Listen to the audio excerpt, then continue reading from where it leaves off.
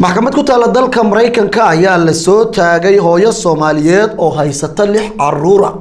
waxaana hooyadani lagu eedeynayaa inay ku xadgudubtay sharciga am xuquuqda caruurta ee dalka si ay ku nooshahay ee Mareykanka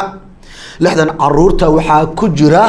cunug yar oo jaqaya wali naaska hooyada waxaana uu jira 10 bilood oo kaliya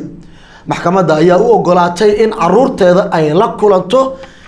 laakiin waqtiyo kooban oo kaliya ayaa loo ogolaaday sidoo kalena waxa loo ogolaaday inay naaska nuujiso cunugaasi jaqaya naaska ee 10 bilood jira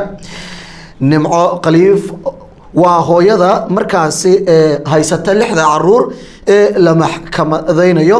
waxaana hooyadani maxkamadeynteeda dib loo dhigay kadib markii ay codsadeen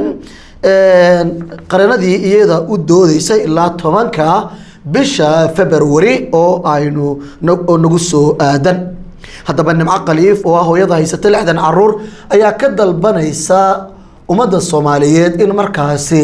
ay ka caawiyaan sidii caruurteeda ay u heli lahayd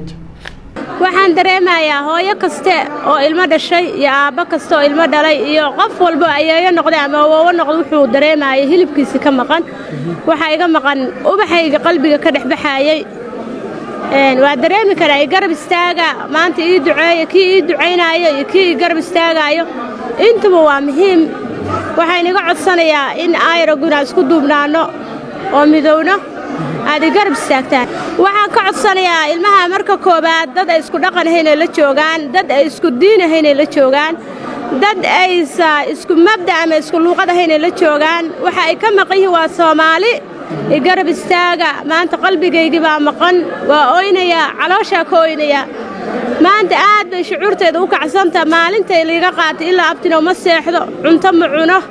ma harsado ma haydo waa mar walba seexamaaga waa layla boodaa waxaasna waxa keenay beerkayga maqan nimco qaliif ayay taasi ahayd waa hooyo Soomaaliyeed oo ku nool dalkaasi Mareykanka gaar ahaan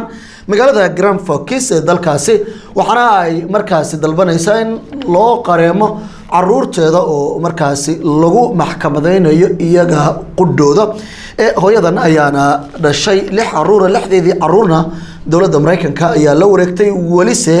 maxkamad si sharci ah uma aysan qaadan waxaan u rajaynaynaa insha Allah in eeba uu uga soo celiyo